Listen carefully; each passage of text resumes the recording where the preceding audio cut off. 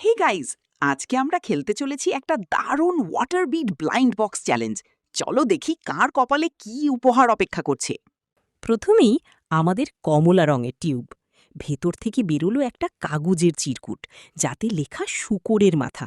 সবাই তো অবাক, কিন্তু আসলে এটা তরমুজ কেটে বানানো একটা দারুণ পিগ হেড, তরমুজ শুয়োর।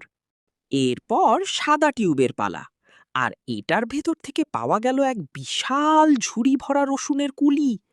এতগুলো রসুনের কুলি কে খাবে ভাই? সবুজ রঙের টিউবে ছিল একটু অন্যরকম শাস্তি।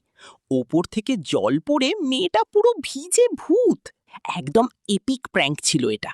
কালো রঙের টিউব, কালো টিউব থেকে বেরিয়ে এলো একটা মিষ্টি সারপ্রাইজ, একটা ছোট্ট সাদা কালো কিউট বিড়ালছানা।